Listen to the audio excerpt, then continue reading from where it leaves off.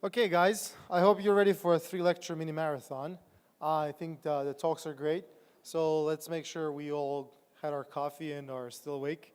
Now, this is a very important topic here, I hope for a lot of people. So please welcome Nara Kasbergen speaking about mental health in tech workspaces. Yeah.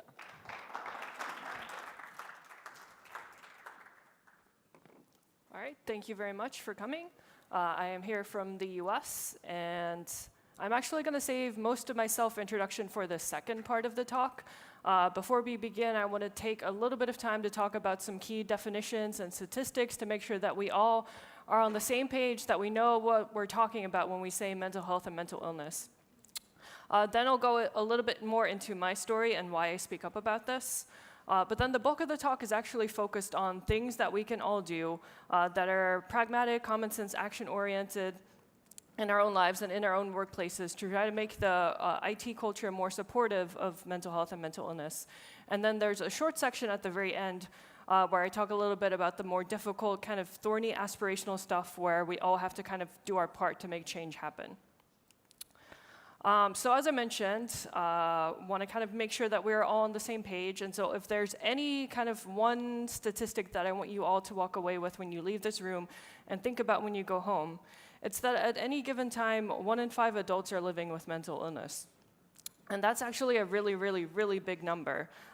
Just to kind of help wrap our heads around how big that number is, I wanted to compare to some other chronic illnesses that might affect someone in the workplace.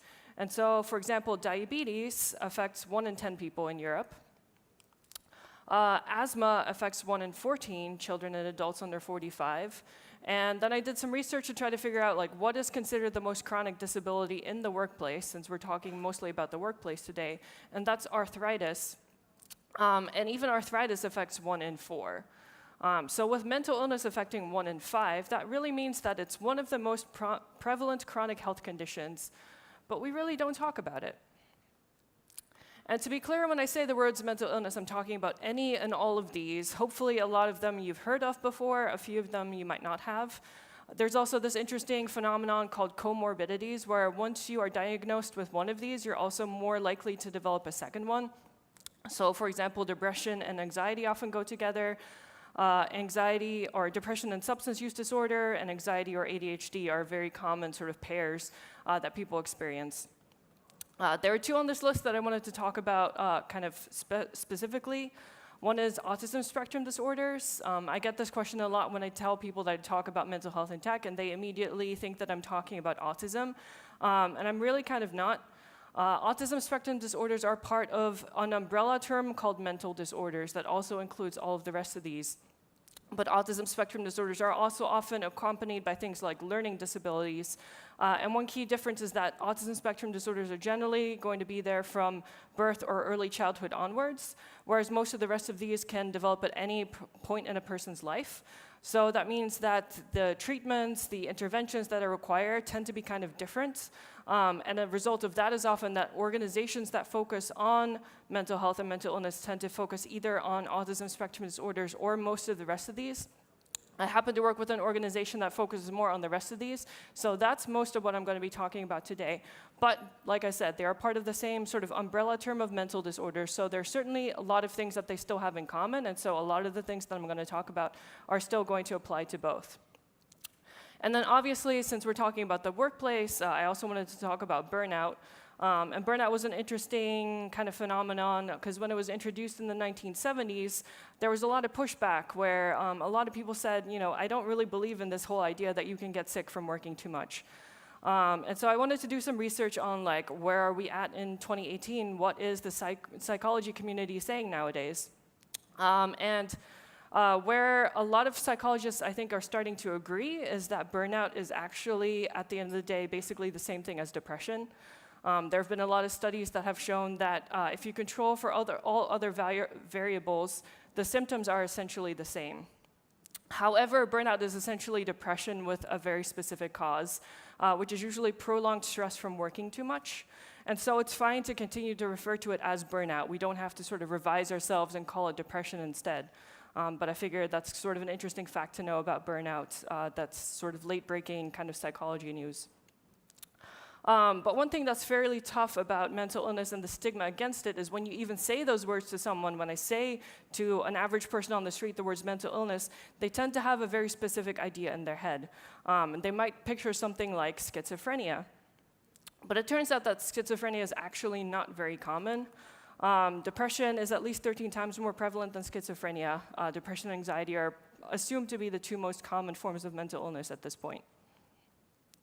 A big problem with depression as well is that there's a lot of misunderstandings about the symptoms of depression. We tend to associate it only with things like the feelings of sadness, emptiness, and hopelessness, as well as maybe loss of interest or pleasure in normal activities, and tiredness and lack of energy. But it turns out that there's more of a range of emotions and symptoms that people can experience when they're suffering from this depression. So it can also include things like angry outbursts, irritability, and frustration, any kind of sleep disturbances, which can be insomnia or sleeping too much, any kind of changes in appetite, and also anxiety, agitation, or restlessness. But we really tend to hone in on this whole idea of the feeling of sadness in particular, and something that's very common for people suffering from depression is that they tend to feel like they're very shamed by their community for feeling that way. A common thing that they say that they often hear from people is this whole idea of like, I can't believe you're feeling sad when kids in Africa are starving. And there's a rebuttal that does its way on the internet every couple of months that I think is really powerful, which is telling someone not to be sad because others have it worse is like telling people they can't be happy because others have it better. Another great illustration of the stigma against mental illness is from this webcomic called Robot Hugs. The title here is Helpful Advice, and the sort of unwritten subtitle is If Physical Illness Were Treated Like Mental Illness. So I'm guessing not all of you can read the captions, so I'll read them out loud for you. But on the left it says, I get that you have food poisoning and all, but you have to at least make an effort. And on the right it says, you just need to change your frame of mind, then you'll feel better. Have you tried, not having the flu? And I don't think it's healthy that you have to take medication every day just to feel normal. Don't you worry that it's changing you from who you really are? It's like you're not even trying. And while lying in bed obviously isn't helping you, you need to try something else. And all of the stigma and all of the shame is a problem because it turns out that even in high-income countries, 35 to 50% of people with mental disorders do not receive any kind of treatment. And obviously, it's even worse in low-income countries. And that's a problem for people with severe mental illness in particular because, as one example, 15% of those with severe depression end up dying by suicide. There's also some interesting demographic differences. The official statistic from the World Health Organization is that women experience depression at about 1.5 times the rate of men. However, interestingly enough, they're starting to think that this might not be accurate and that it's much closer to 50-50 because recent studies are starting to show that when women experience depression, they're much more likely to experience the symptoms of things like the feelings of sadness, the loss of interest or pleasure in normal activities, and tiredness and lack of energy, which we traditionally associate with depression. While men, when they're suffering from depression, are much more likely to experience symptoms like the angry outbursts and irritability and anxiety, agitation, or restlessness, which are not traditionally considered part of depression. And so men are also less likely to realize that they're depressed and less likely to seek treatment and less likely to be reflected in the official statistics. And overall, the World Health Organization classifies depressive disorders worldwide as number 3 in what they call the global burden of disease. So it's the 3rd most common illness that is affecting people worldwide. And that's really big. So you would think that when the stakes are so high that people would speak up. But the reasons why they don't is basically just because of fear. Things like fear of dismissal from their position, fear of being taken out of promotion consideration, fear of being taken off high-value projects and contracts, fear of reduced hours for hourly workers, a fear of being asked to take unpaid medical leave, and just in general, a fear of being treated differently. And another thing that's really common in the workplace is that we have this whole attitude of like, well, you should leave your personal life at home when you come to work. But that's a problem when you're suffering from mental illness because this is not something that you can just sort of shut off and just go to work at 9 in the morning and then at 5 o'clock when you come home, that's when you sort of like deal with your depression again. It doesn't work that way. For better or worse, these illnesses are a part of people. They are affecting them 24/7. And so we need to do a much better job of sort of accommodating people, supporting them, and allowing them to live healthy, happy, and productive lives. So now I'll backtrack a little bit and talk a little bit more about me and why I speak up about this. And I genuinely get asked this question a lot because I'm a software engineer. I'm not a mental health professional. I've taken one psychology class in my entire life. I actually went to art school twice. And I also identify as mentally healthy, and that makes me a little bit unusual in this community of people who speak up about this issue, because most people who do are doing so because they themselves are living with depression or anxiety or some of these other illnesses and are trying to raise more awareness about what some of the struggles and challenges for them are. But the reason why I speak up is because of her. This is my best friend, Nee. She and I met when we were both living in New York City a little over 7 years ago. She had just moved there from Seattle, where she had just graduated with a degree in biochem. And her parents really, really wanted her to go to medical school. But she had always been interested in art and technology, and so she convinced this company to give her a web design fellowship where she could basically learn the tools of the trade on the job. And she and I met through mutual friends. We hit it off, became almost inseparable almost immediately, had a really great time. But after about 1.5 years in New York, she realized that she had sort of done all the growing that she was going to be able to do at this company, and that she felt like the best next step for her career was that she wanted to move to the San Francisco Bay Area and get a job at a startup there. So obviously, I was sad to see her go. But thankfully, thanks to modern technology, things like Facebook Messenger, we kept in touch and talked to each other pretty much every day. So in some sense, not all that much had changed. However, it turns out that the move to San Francisco was really tough on her, because as someone who had come into tech from sort of a non-traditional background, she felt a lot of imposter syndrome now there in sort of the startup culture. And that was a problem because she had been living most of her adult life with bipolar disorder. And it turned out that that combination of imposter syndrome and bipolar disorder was a pretty bad mix that she struggled a lot with. And most of us were aware of sort of her struggles when we did our best to support her. There were some tough times, but we really thought that she was getting better. At the beginning of 2016, it looked like she had sort of moved past some of the difficult times. She started a new job as a senior JavaScript engineer. Things were looking good, and so then it kind of caught us all completely by surprise when in September 2016, she took her own life. So this is still pretty difficult for me to talk about, and I'm not going to talk about the situation that much more today. But if you really want to know more, I wrote a really long blog post about it about 2 years ago that tells a little bit more about this story. But part of the reason why September 14th, the day that she died, was kind of significant for me personally was because on September 16th, I was scheduled to give a talk at a conference called Nation.js. This was going to be my second conference talk ever. And I was supposed to give a 25-minute talk on Angular, the framework, which I was very excited about at the time. But obviously, when I got the phone call on September 14th that this had happened, I realized there's no way I'm getting up on stage in 2 days to talk about Angular. As cool as it is absolutely the least important thing in my life at this point. So the obvious answer would have been, I'm just going to drop out of this conference. But the more I was thinking about it, the more I thought, my friend was a senior JavaScript engineer, and I have this opportunity to speak at a JavaScript conference, so I kind of want to do something with that.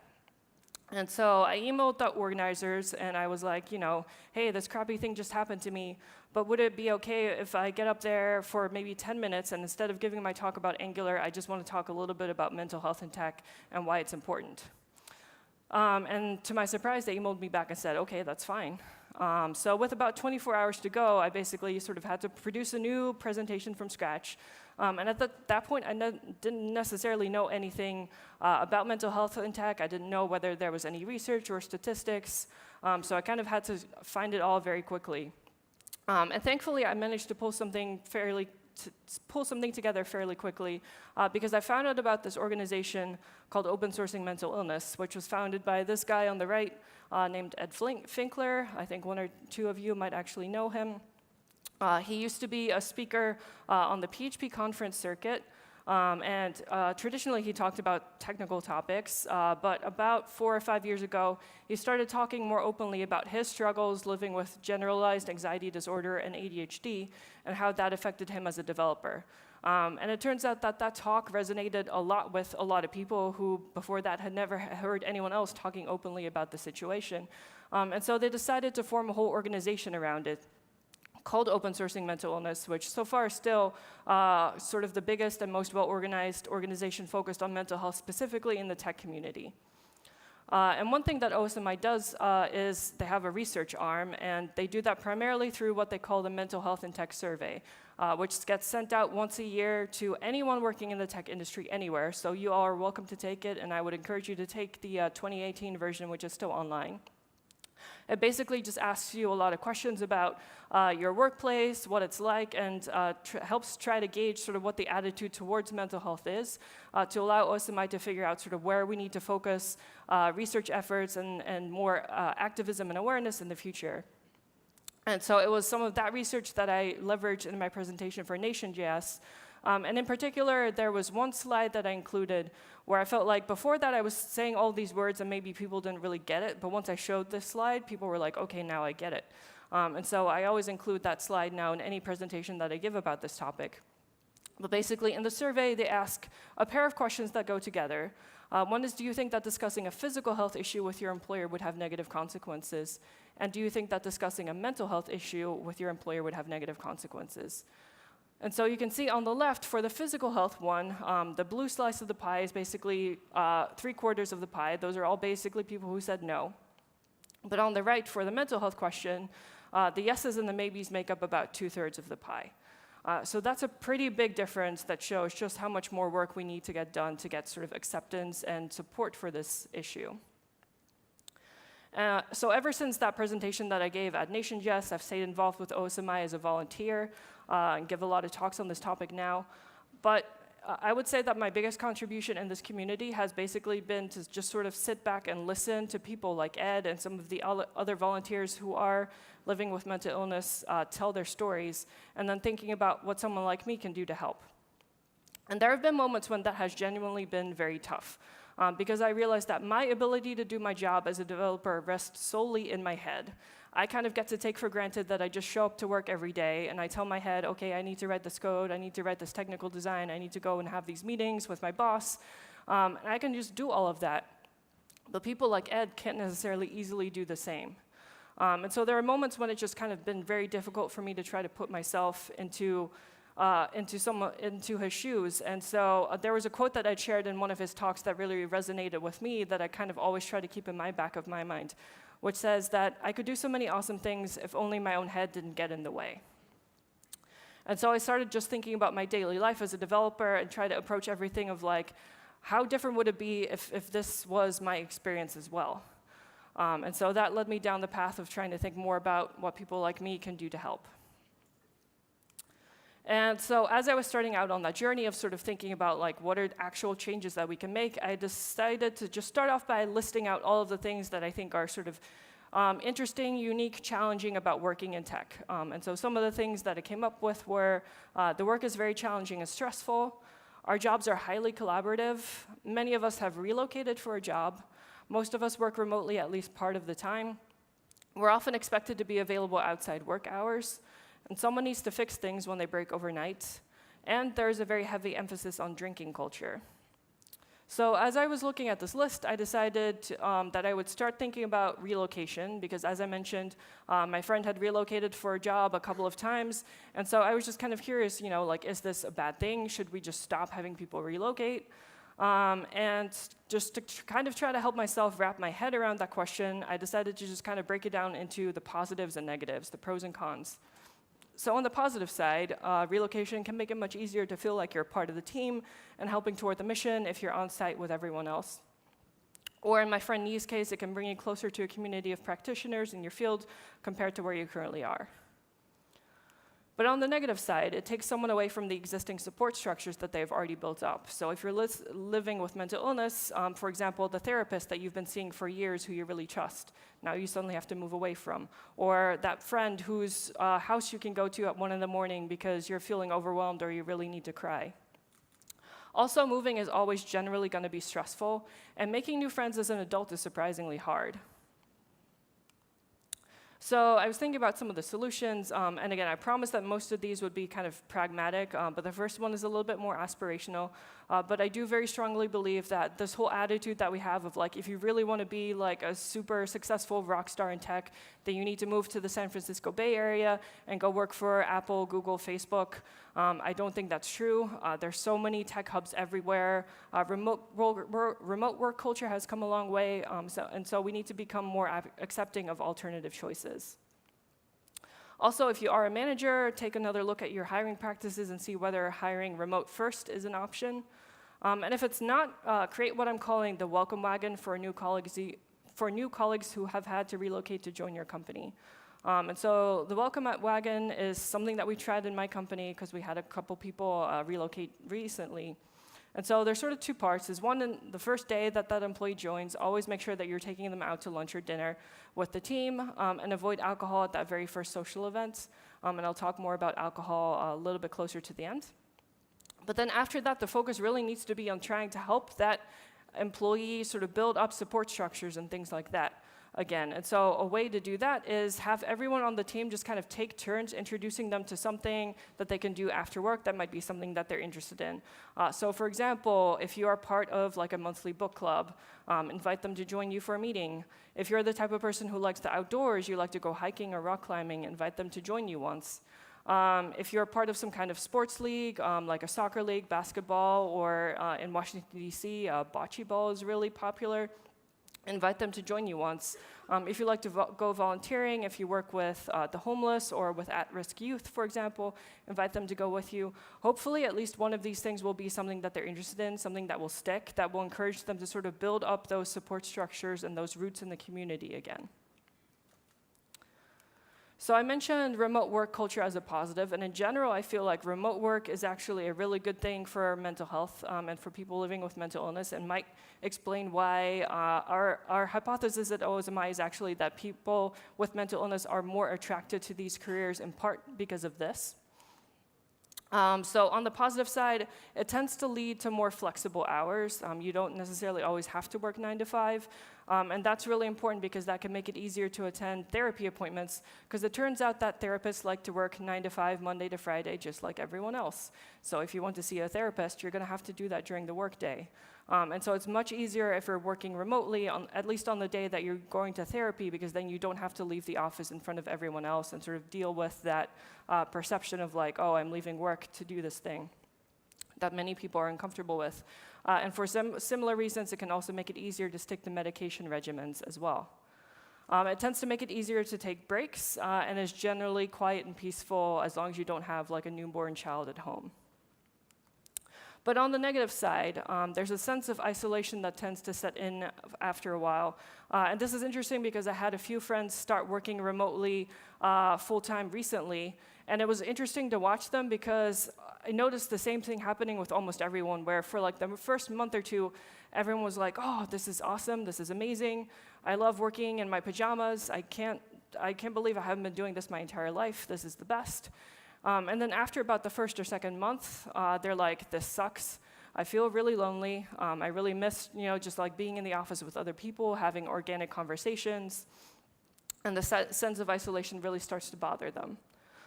It can make it harder to build strong relationships with coworkers, especially if you're the only one who's remote and everyone else is working together on site. And even if you're not living with mental illness yourself, but you just want to be a supportive colleague, it can make it harder to tell if everyone's doing okay if you're mostly just communicating through Slack and maybe the occasional Skype call. And it can also make it challenging to maintain a work-life balance, especially if you truly are working from home all the time, so your home is your office. A lot of people who work like that tend to have a lot harder time saying, okay, it's 5 o'clock, I'm not at work anymore, I'm going to shut down Slack, I'm going to shut down my email, and I'm not going to respond until tomorrow morning. So some of the solutions here, at least in the US, and I think most of Europe as well, I don't know about Serbia specifically, but something that has started to emerge are these co-working spaces, which are very popular. And I've heard from almost everyone who's tried it that these are actually a great solution. One thing to note is that you don't even have to go to the co-working space every single day.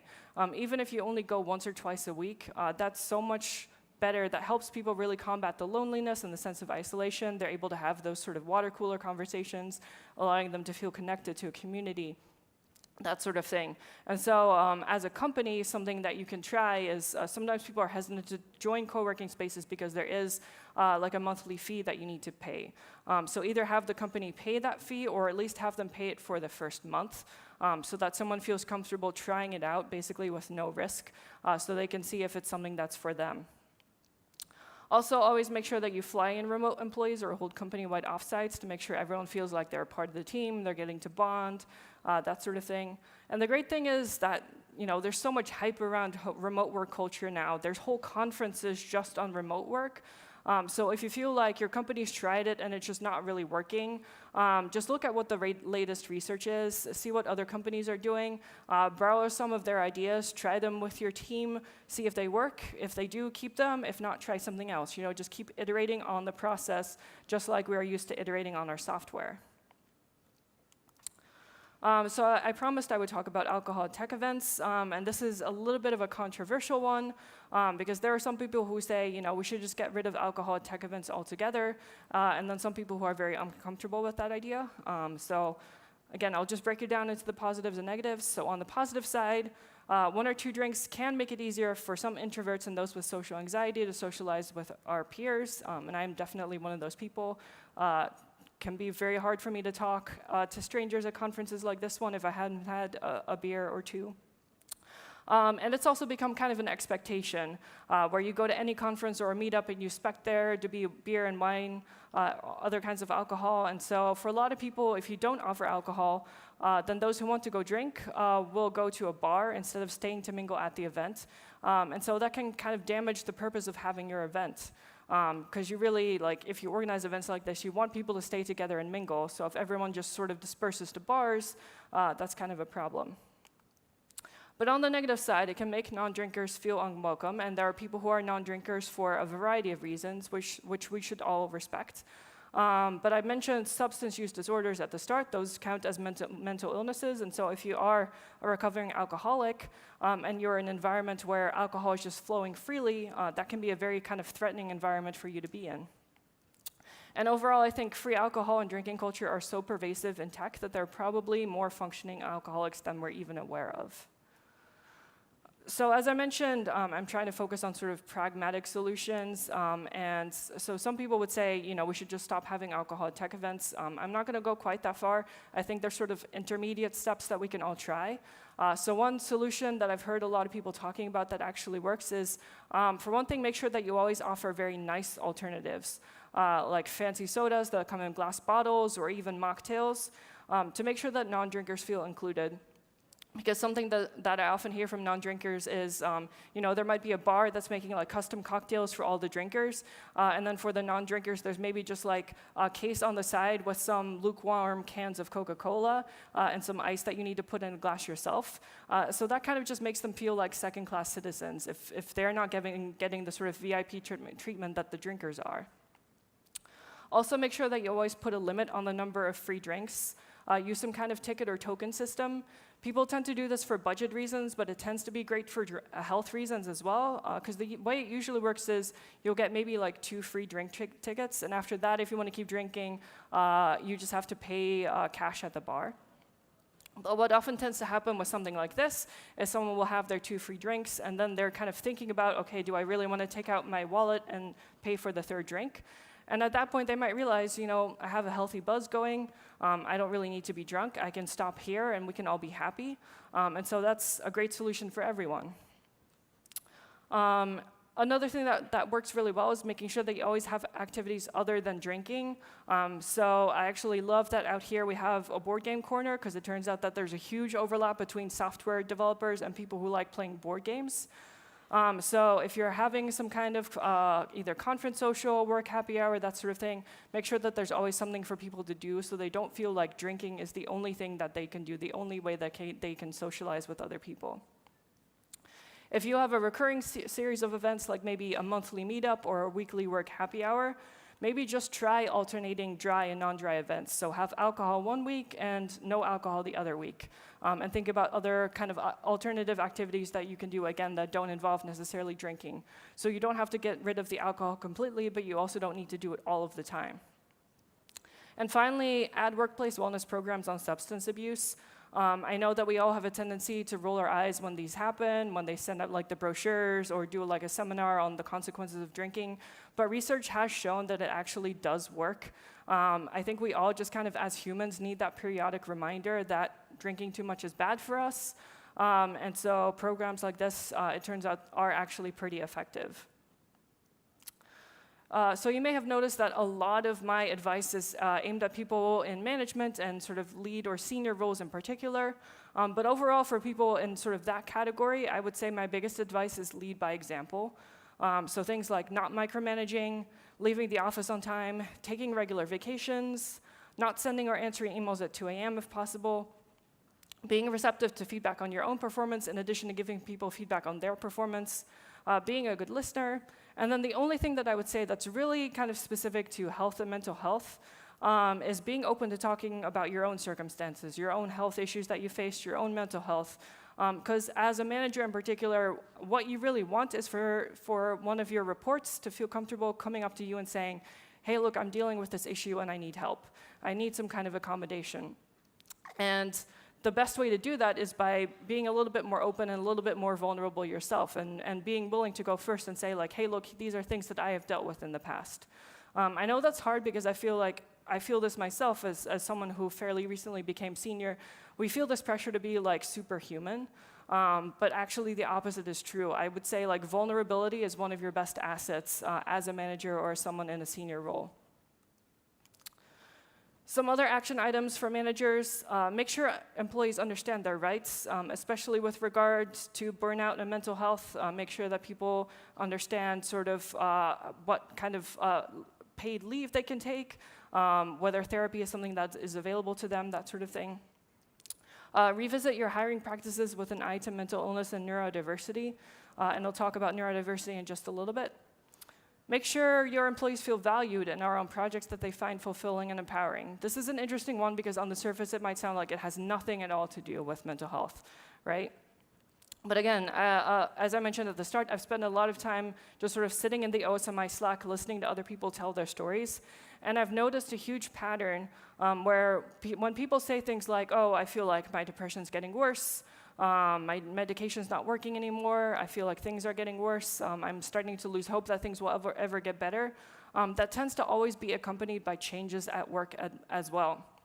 So they'll say things like, I just changed teams and I no longer feel like the project that I'm on is something where I feel like I can have an impact. I don't feel like management is listening or they're not being transparent about what's going on in the organization.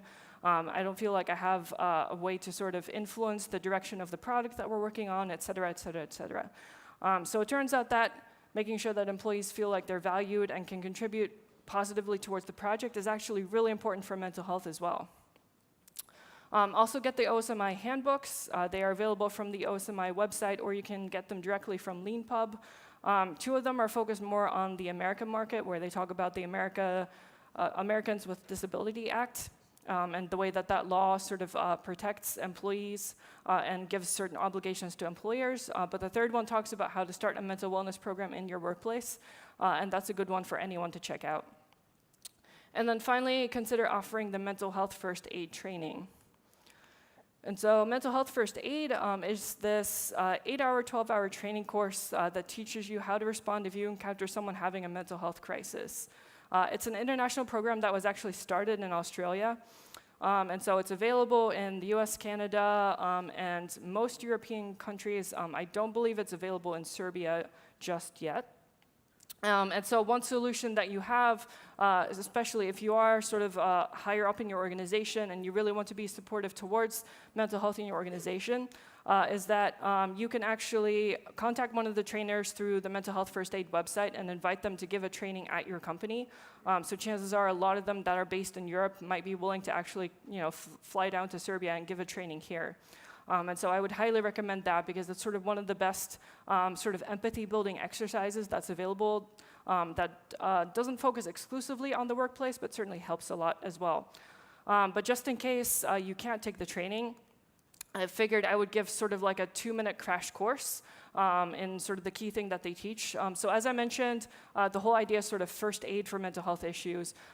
So in this particular case, you might encounter someone having a mental health crisis, and so they have sort of a 5-step plan to deal with that sort of situation. And it's using a mnemonic called ALGAE. And so step 1 is to assess for risk of suicide or harm, basically figure out if this person is at serious risk of killing or hurting themselves. If they are, the recommendation is to actually call your national suicide hotline, because those people are trained to deal with that very specific situation. So you're supposed to just kind of stay there, make sure that the person stays on the phone and talks to someone who is trained to deal with the situation. If they are not at serious risk of hurting themselves, though, the next step is to listen non-judgmentally. And this is actually what the bulk of the training focuses on. They basically teach you all of these good active listening techniques and kind of help retrain you from some behaviors that you've picked up that might necessarily not always be the best in mental health situations. So something that I think a lot of us tend to do is when someone talks about a situation, you'll nod and you'll say, "Oh, I understand." But that's actually a problem in this kind of context, because unless you have a history of mental illness yourself and the other person knows that, they might hear you say the words, "I understand," but they won't believe you. And the minute that they stop believing you, they're also going to stop communicating with you. They're going to sort of look for any excuse to get out of this conversation. And what you really want to do is have them keep talking.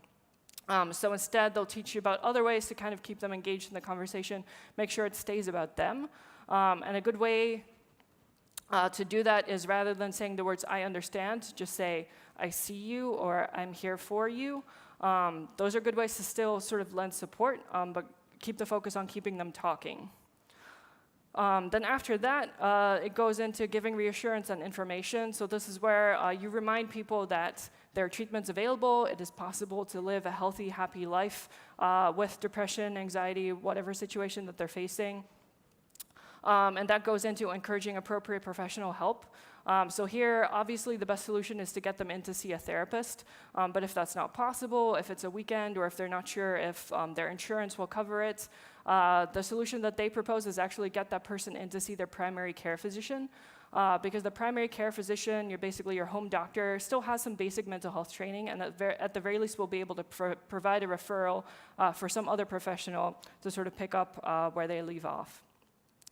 And then finally, it goes into encouraging self-help and other support strategies.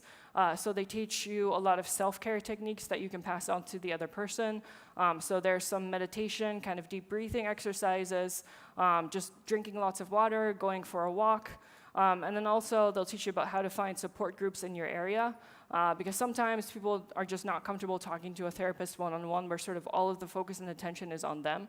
But in that case, a support group can be a really good way for them to still have a venue for them to sort of share their story and hear from others, but that's not as intimidating as being one-on-one with a therapist.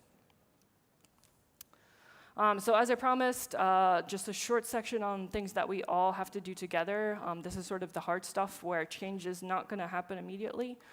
But I would say one of the most important things that we all have to do is supporting marginalized people in the tech industry. Because chronic harassment, bullying, and microaggressions can lead to depression, exacerbate eating disorders, and cause or worsen other mental illnesses. And people are always surprised when I mention eating disorders in the context of tech, because they're like, well, this is not Hollywood, this is not a place where people are expected to look a certain way. But it turns out that even in tech, women are still judged by their looks. In particular, from my sort of San Francisco startup friends, I've heard a lot of stories about people saying, like, they heard someone say to them at work, like, "Oh, you only got the interview for this position because you're so pretty." And so if you're already struggling with issues of body image, hearing comments like that can help make things like eating disorders much, much worse. And overall, people from marginalized groups often feel like they have to overperform, because there's this whole myth of like, oh, well, the bar had to be lowered in order to allow you into the company, which is a myth. But they feel like they have to overperform to prove that that's not true, and that overperforming over time can lead to a lot of increased stress and a much greater likelihood of burnout. I also mentioned I would talk about neurodiversity more. So neurodiversity is the sort of interesting idea that particularly mental disorders like ADHD and autism are the result of natural variations of the human genome. So the people who came up with this idea say that people with differences do not need to be cured. They just need help and accommodation instead. So the strongest proponents of neurodiversity are actually saying we need to stop looking for a cure for autism, which I think is a little bit sort of extreme, and I'm not willing to go quite that far myself. But I also recognize that even if we do find a cure for autism, there's a whole generation of people who that cure is probably not going to help. Like, it would probably only help the next generation. And so in the meantime, there are a lot of people who deserve accommodation, who deserve a chance to live a healthy, happy, successful life. And it's in our own interest to help them as well, because some of our greatest inventions are attributed to people with atypical neurology.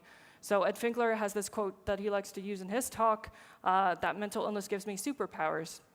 He talks about how his ADHD allows him to make connections faster than a lot of other people, or understand whole systems when other people are just kind of focused on one part. And there's this article in the Harvard Business Review from about a year and a half ago that also talks about the same thing, where they followed a few companies like IBM and HP and SAP that have this specific autism hiring program where they only hire people on the autism spectrum through this program, and help them find positions in the company. And then they tracked how these people were doing, and they basically found that these people were wildly successful. They were finding bugs that no one had caught before. They were coming up with solutions no one else had thought of. And so they were doing great. But the big conclusion that they came to was without something like the autism hiring program, these people would not have made it in the door. They would not have been able to succeed in an interview, because we are looking for different skills when we are doing tech interviews. And finally, just a miscellaneous list of things we can only change as a culture: working ourselves to death, the overemphasis on hard work and stigma against taking vacation, the need to always be available by phone or email, the peer pressure caused by social media. This is an interesting one where studies are starting to show that Facebook in particular is really bad for people suffering from depression, because everyone on Facebook only posts about the good things that happen to them and never the bad things. So if you're already struggling, if you feel like your life is just terrible, it's not going to get better, and you see everyone just posting photos of their weddings and their babies, that's going to make your depression much worse over time. I mentioned before the belief that you must be in Silicon Valley to succeed, the stigma against talking about our feelings, and the idea that engineers don't have empathy. And the last one was interesting to me because I actually hadn't heard that before. But I was talking to this woman, and she said that she was working with a consultant when she was starting her business, and the consultant said, hey, look, you can't use the word empathy in like your job descriptions and things like that, because engineers all believe that they don't have it. And I thought that was a very strange idea, because we all have the capacity for empathy, we just kind of have to choose to exercise it. And there was a great quote that same woman used in the talk that she gave, which is, empathy is the antidote to shame. And she was actually talking about the shame and blame culture of tech, but I think this really applies to mental health and mental illness as well, where the shame is the stigma, and so empathy is the antidote. And so that brings me back to the title of my talk, Empathy as a Service. Hopefully you've picked up by now that this was kind of supposed to be a little bit of a joke. There's no app for this. We can't deploy it to the cloud. We can't automate it away. Empathy is something that we all have the capacity for, but we have to choose to exercise it. And if you're struggling with how to do that, I just bring you back to the quote from Ed that always really helps me, which was, I could do so many awesome things if only my own head didn't get in the way. So I have a bunch of resources in my slide that I'm not going to go through because I'm out of time, but feel free to come talk to me afterwards if you want to know more about what any of these are for. I'm about to post a link to those slides on Twitter, and I'll also add them on Joined In. And I don't really have time for questions, but normally people don't really feel comfortable doing public Q&A for this anyway. So if you want to talk more about this, I'll be in the hallway after this. And I do also have OSMI swag, but it's not here yet, so come find me tomorrow if you want things like stickers, pins, pens, notebooks, or pillboxes. So thank you very much.